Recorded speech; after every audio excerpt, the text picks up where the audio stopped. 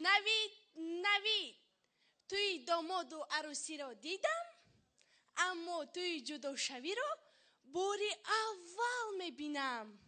لیکن بسیار کاری خوب. مردها زن رو گرفته که خواهند جدا میشوند از در پیش میکنند. بیچاره زن میرود، اقلن 2 سومانی راهگی را نمیدهند. کنی مرد شده توی جدا شوی را گذرانند، انا بعد به قدر زن میرسند. توی جدا شوی چنین بود. سراینده خوانده ایستاده است، داماد و عروس گذشته میشینند. بعد از رقص و بازی جدا کنک آمده از عروس میپرسد: خب عروس، چرا شما جدا شده ایستاده اید؟ عروس: ولی این رگن شوه بینید، خوراک پخته تیم نخورد. از خوردن خوراک هایش 150 کیلو حک شدم. خب داماد، شما چی میگویید؟ چی گویم؟ با پیشبندک دهانم رو میبندد و خور میگوید من خوردن نمیتوانم کو. باز تهدید میکند اگر یگان گپ گویی خودم در بالات میپرتم، آدم نمیشی میگوید. در بین پدر عروس خوش میشود.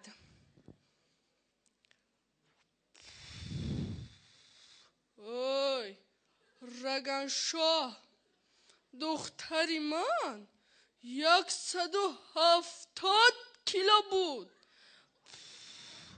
20 کیلوش کنی؟ امکی 20 کیلوش از غم خوراک آب شده است. کیلوی گوشت 35 سومانی، 20 کیلوش 700 سومانی میشد.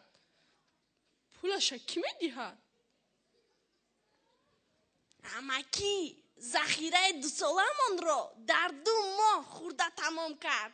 پولی ما را کی میدهد؟ آرام شوید، آرام شوید. مادری داماد، چرا شما چرا نمی اندیشید؟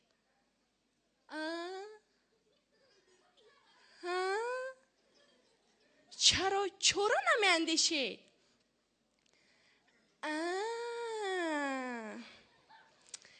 چی دونم؟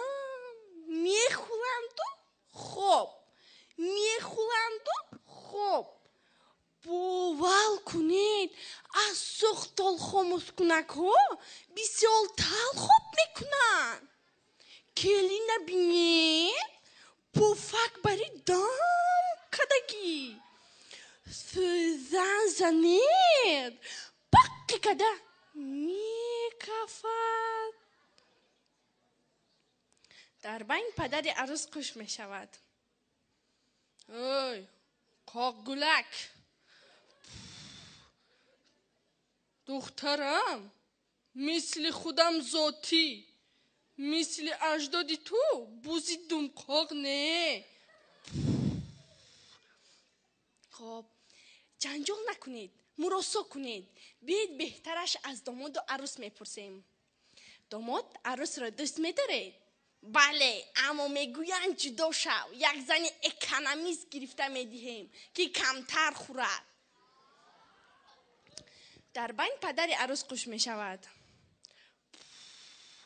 جدا شود، یک دامادی آشپز میابم که برای دخترم خوراک های جنی منی پخته دهد. خب عروس، شوهرتان را دوست می‌دارید؟ دوست می‌دارم.